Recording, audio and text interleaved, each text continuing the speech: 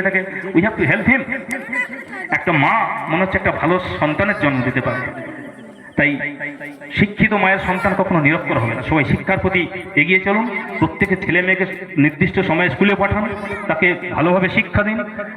Confucius বলেছিলেন জ্ঞানই পূর্ণ, সুতরাং সকলকে শিক্ষা দিতে হবে। শিক্ষার আলোতেই অন্ধকার পালিয়ে যাবে, তবে পৃথিবীর যে কোনো কিছু। আজকের এই রাধামোহনপুর যারা 20 জন দাঁড়িয়ে আছে, 25 জন দাঁড়িয়ে আছে, আরও আমাদেরকে অনেকে সহযোগিতা করেছেন।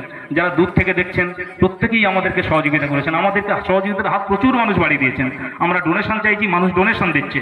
রাধামোহনপুর রূপসী বাংলা ক্লাবের Instagram, Facebook, Twitter, email has been declared, এবং আমাদের www.rapsas.org আমাদের ওয়েবসাইটও আজ থেকে উদ্বোধন হলো। আপনারা যে কোনো সময় গিয়ে আমাদের রূপসী বাংলা ক্লাবের যাবতীয় কাজকর্ম, আপনার ওয়েবসাইট, ইনস্টাগ্রাম, ফেসবুক, টুইটার, এখন যে মিডিয়ার যুগ হয়েছে, সোশ্যাল মিডিয়া, আপনারা সব কিছু দেখতে পাবেন। আগামীকাল থেকে আমাদের পুজোর যাবতীয় প্রোগ্রাম হবে, আমাদের অ্যাক্টিভিটিস সব কিছু আমরা মানুষের সামনে তুলে ধরবো।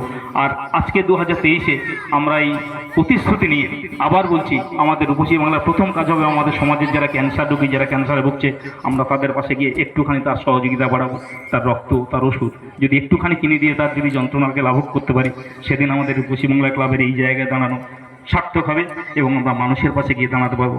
আজকে আমরা ভাবিনি জগন্নাথকে আমাদের সঙ্গে থাকবে, বিজনদার মতো একজন সাধারণ মানুষ আমাদের প্রেসিডেন্ট হবে, আমাদের প্রশান্তের মতো ছেলে আমাদের সঙ্গে লোক করবে, স্বপ্ন আছে। Many of the names I can not declare in this time. আমি সত্যি এই মুহূর্তে করতে পারছি না নামগুলো বলতে, সবগুলো অনেক নাম অপরিচিত।